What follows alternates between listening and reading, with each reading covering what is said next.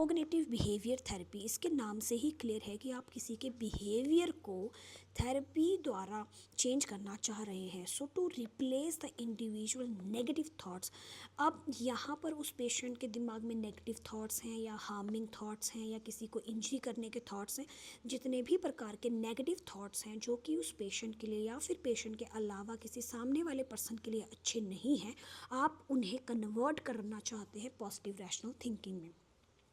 For example, अगर किसी को डिप्रेशन है या किसी को एंजाइटी है, किसी को पर्सनालिटी डिसऑर्डर है, किसी को सब्सटेंस यूज़ करने की आदत है, ईटिंग डिसऑर्डर है, तो आप इन सब कंडीशंस में उसकी जो थिंकिंग है, जो थॉट प्रोसेस है, उसे बदलना चाह रहे हैं। सो पर्टिकुलरली इसी प्रकार की थेरेपीज़ को हम क्या बोलते हैं, कोग्निटिव बिहेवियर थेरेपी। तो आप किसी के थॉट्स को, बिहेवियर को और इमोशंस को कन्वर्ट कर रहे हैं, चेंज कर रहे हैं अपने पैटर्न के हिसाब से, ताकि वो पेशेंट अब रैशनली सोच सके और जो भी वो सोचे वो पॉजिटिव हो, अपने खुद के लिए भी और किसी सामने वाले के लिए भी। यहाँ पर गाइस स्पेशली हमारे पास एक डायलैक्टिकल बिहेवियर थेरेपी आती है, जो कि एक specific CBTS, specific cognitive behaviour therapy है, जिसका नाम है डायलैक्टिकल बिहेवियर थेरेपी। ये पर्टिकुलरली फोकस करती है सेल्फ रेगुलेशन के ऊपर, ताकि उसका जो सेल्फ डिस्ट्रक्टिव बिहेवियर है वो कम हो सके। तो प्लीज़ ध्यान रखें, डायलैक्टिकल बिहेवियर थेरेपी CBT का ही पार्ट होता है, जो कि पर्टिकुलरली सेल्फ रेगुलेशन के ऊपर बेस्ड होता है और जिसका काम है कि अपने खुद के डिस्ट्रक्शन को कम करना। देन आफ्टर हमारे पास आता है EMDR, which is eye movement desensitization reprocessing. इस थेरेपी में पर्टिकुलरली क्या है, पोस्ट ट्रॉमेटिक स्ट्रेस डिसऑर्डर जैसे कंडीशंस होती हैं, उन कंडीशंस में हम इन्हें इस्तेमाल करते हैं। तो हम क्या करेंगे, हम पेशेंट के स्ट्रेस के लेवल को बढ़ाएंगे। So how do you feel right now, वो पेशेंट इस वक्त बहुत ही ज़्यादा स्ट्रेस्ड है, उसके दिमाग में बहुत ही नेगेटिव थॉट्स हैं, राइट और हम इस आई मूवमेंट डिसेंसिटाइजेशन रीप्रोसेसिंग की मदद से उसके स्ट्रेस के लेवल को कम करते हैं और पॉजिटिव बिलीफ जो है वो पेशेंट को दिलवाते हैं। इसके लिए जो इन्वायरमेंट है वो सेफ़ होना चाहिए एंड सिक्योरिटी पेशेंट की जो है मेक श्योर हम करते हैं कि पेशेंट जो है वो सेफ़ है। तो आप आइज़ की मूवमेंट द्वारा पेशेंट को डिसेंसिटाइज करते हैं ताकि वो दोबारा से रीप्रोसेस कर सके। देन आफ्टर हमारे पास आता है TMS, that is transcranial magnet stimulation, which is non invasive therapy. So आप देख सकते हैं नर्व्स जो है हमारे, particularly we use a magnet, हम एक मैग्नेट इस्तेमाल करेंगे जो कि एक्टिवेट करेगा हमारे ब्रेन को और फिर हमारे मूड को रेगुलेट करेगा। यानी कि आप कुछ ऐसी इलेक्ट्रिकल फील्ड इस्तेमाल कर रहे हैं जिससे जितने भी हॉर्मोन्स हैं, न्यूरोट्रांसमीटर्स हैं, वो किसी तरीके से एक बैलेंस फॉर्म में जाते हैं। एंड लेकिन इसके कुछ साइड इफ़ेक्ट्स होते हैं, जैसे कि tingling, contraction of the face, headache, ये सब चीज़ें आपको देखने को मिल सकती हैं। तो आप देखिए यहाँ पे, this non invasive procedure apply repetitive electromagnetic pulses to the scalp. तो वो ब्रेन को, स्कैल्प को इलेक्ट्रोमैग्नेटिक वेव्स दे रहा है, okay and targeted sites in the brain that are thought to have decrease activity in the depressed individual. इससे क्या होगा, आपका जो ब्रेन है, आपकी जो इलेक्ट्रिकल फील्ड है, जो TMS कॉइल है एंड मैग्नेटिक फील्ड है, डॉर्सल इंटरओसी मसल्स हैं, ये सारा का सारा जो पर्टिकुलरली जो आप देख सकते हैं इन सब के ऊपर काम करता है। करंटली TMS थेरेपी, जो कि मैंने आपको ध्यान रखना है, इसका फुल फॉर्म आप नहीं भूलें, that is transcranial okay magnet stimulation. तो मैग्नेट द्वारा स्टिमुलेट किया जा रहा है, दैट इज़ MS, और किसे कर रहे हो आप, क्रेनियम को, दैट इज़ द ब्रेन।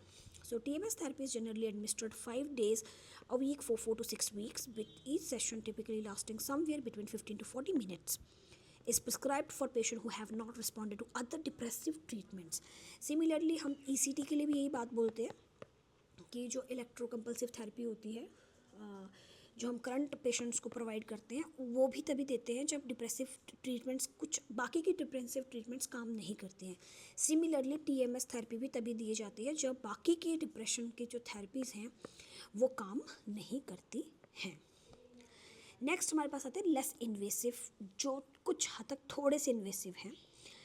इसमें हमारे पास सबसे पहले आता है रिलैक्सेशन टेक्निक्स। इसमें क्या करना है, प्रोग्रेसिव रिलैक्सेशन, मसल को रिलैक्स करने के लिए। बायो फीडबैक क्या होती है, इसी का एक और पार्ट है, दैट इज़ बायो फीडबैक। अब ये क्या है, यूज़ करेंगे device to monitor vital sign. तो हम पेशेंट के वाइटल साइंस मोनीटर करेंगे and goal of biofeedback is for you to get voluntary control over those vital signs, ठीक है।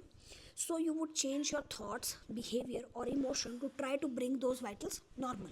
तो आपके वाइटल्स एक तरह से आप जज कर रहे हैं और आप कुछ सोच रहे हो, हमारी कोशिश यही है कि आपके वाइटल्स को नॉर्मल रखा जाए, तो आप वो चीज़ नहीं सोचोगे जिससे आपके वाइटल्स ऑल्टर होंगे। तो बायो फीडबैक जो है वो पर्टिकुलरली हम मॉनिटर करते हैं वाइटल साइंस को, ओके। और हमारा गोल यही होता है कि वॉलंटरी कंट्रोल किया जाए उन वाइटल्स के ऊपर।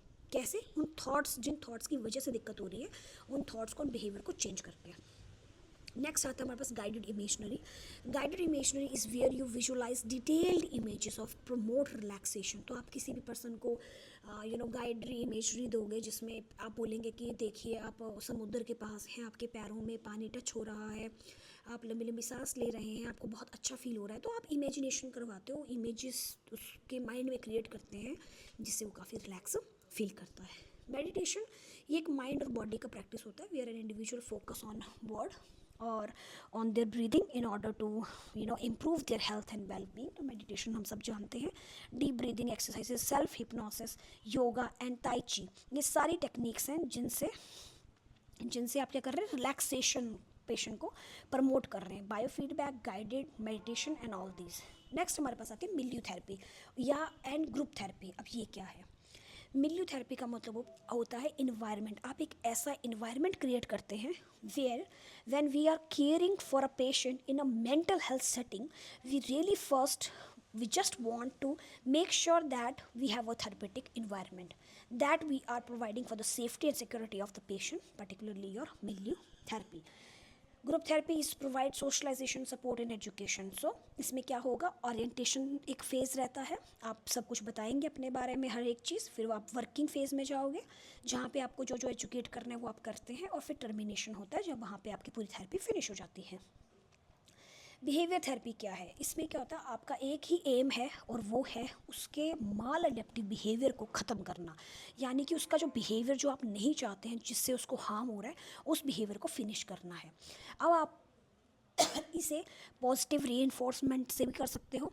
तो positive reinforcement for desired behaviour, आप उसे कुछ इनाम देंगे, उसे कुछ बोलेंगे कि भाई तेरे लिए सबसे बेस्ट होगा अगर तूने ऐसा किया तो आप किसी का बिहेवियर चेंज कर रहे हो रीइंफोर्समेंट द्वारा।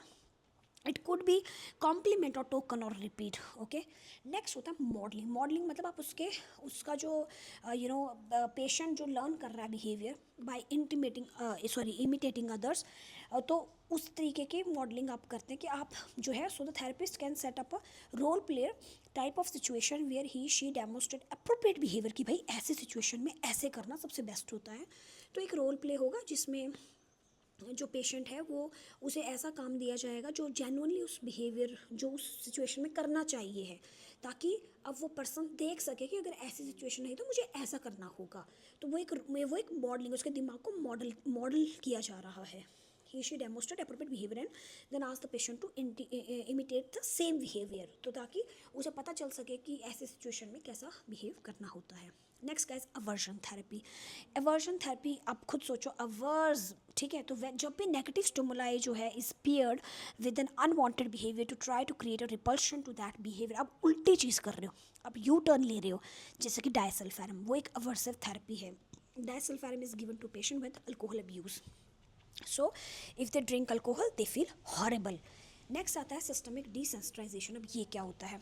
सिस्टेमेटिक डिसेंसिटाइजेशन का मतलब है कि जब एक मरीज ग्रेजुअली एक्सपोज कर रहे हो आप उसको किसी डर से, उसको डर लगता है छिपकली से, तो आप उसकी नज़रों के आगे छिपकली रख रहे हो, फिर उसके कंधे के ऊपर रख रहे हो, फिर उसके मुंह के ऊपर रख रहे हो, तो धीरे धीरे उसका डर ख़त्म करना इस particularly systematic desensitization. When a patient is gradually exposed to a phobia while engaging in learned relaxation therapy, this is a differentiated from flooding, which is where the patient is exposed to feared stimulus at full intensity. जब आप पूरी proper intensity पे रख देते हो, एकदम से लेकर ही आ जाते हो, वो फ्लडिंग है। लेकिन आपका सिस्टमिक डिसेंसिटाइजेशन धीरे धीरे स्लोली जो है वो देखने को मिलता है। सो आपका सिस्टमिक डिसेंसिटाइजेशन ग्रेजुअल हेल्प होती है, जबकि फ्लडिंग इंटेंसिव एक्सपोजर जो है वो होता है। अब एक क्वेश्चन आपके सामने है, 22-year-old patient is admitted to a psychiatric unit with a diagnosis of schizophrenia, and the patient appear to be responding to internal stimuli and report auditory hallucination telling him to harm himself। मतलब उसको कुछ सुन रहा है और जो ये बोल रहा है कि भाई तू खुद को ख़त्म कर ले, हार्म कर ले। तो क्वेश्चन क्या बोल रहा है कि as a nurse what is your initial intervention for the patient. वो बोल रहा है कि भाई तुम्हारी सबसे शुरुआत की सेफ्टी, सीधी सी बात है safety. Encourage the patient to describe the hallucination in detail. ज़्यादा एक्सप्लेनेशन मांगोगे हेलुसिनेशन की तो वो और ज़्यादा घबराएगा, डरेगा। Administer PR and antipsychotic medication as ordered. दवाई की आप दवाई देंगे, या फिर place the patient on 1-to-1 observation, engage the patient in a group therapy session. तो गाइज यहाँ पर आप खुद देखो, पहला बोल रहे हेलुसिनेशन को डिस्क्राइब करवाओ, भाई वो गलत है।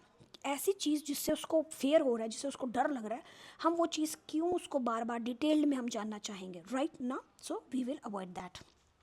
पीआर एन ऑर्डर, यहाँ पर पेशेंट जो है वो अपना फेयर बता रहा है, उसको हम किसी भी प्रकार की दवाई से हम नहीं चाहते कि हम पीआर एन ऑर्डर दे ले, ख़त्म बात। So we don't want such kind of behaviour, because वो हमारा रिस्पॉन्स चेक कर रहा है कि आप क्या करोगे। एज अ नर्स आपकी इनिशियल इंटरवेंशन क्या होगी। हो सकता है बाद में आपकी इंटरवेंशन ये बन जाए कि पीआर एन ऑर्डर कुछ लिखा हुआ है तो आप दे दो ताकि पेशेंट शांत हो जाए, बट इनिशियली क्या करोगे आप। Engage the patient in group therapy sessions. Group therapy आप खुद सोचो, ग्रुप थेरेपी और मिलियो थेरेपी क्या होती है, एक सेफ इन्वायरमेंट, हाँ। जबकि साइकेट्रिक पेशेंट्स, हेलोसिनेशंस वाला पेशेंट में आप क्या करेंगे, आप सिर्फ ऑब्जर्व करेंगे। बिकॉज स्कीज़ोफ्रेनिया पर्टिकुलरली एक ऐसा पेशेंट होता है जो कि आपकी बिल्कुल बात नहीं सुनेगा, उसको हेलोसिनेशंस आ रहे हैं खुद को हार्म करने के लिए, तो आप चुपचाप बैठ के ऑब्जर्व करेंगे, 1-to-1 ऑब्जर्वेशन, कि जो वो बोल रहा है उसमें और कितनी सच्चाई है और कितना वो क्या कुछ प्लान कर रहा है, आप देखेंगे, ऑब्जर्व करेंगे आप पेशेंट को। So the patient is 1-to-1 observation. Rational क्या है, the priority of the patient safety. मैंने पहले बोला सेफ्टी है सबसे पहले important, due the risk of self harm, वो खुद को मार सकता, तो भाई आप ऑब्जर्व करोगे कर क्या रहे, प्लान क्या है इसका, विच इज़ क्रूशल। बी क्या है, medication, encouraging discussion about hallucination. तो वो बोल रहा है कि भाई while administering medication and encouraging discussion about hallucination,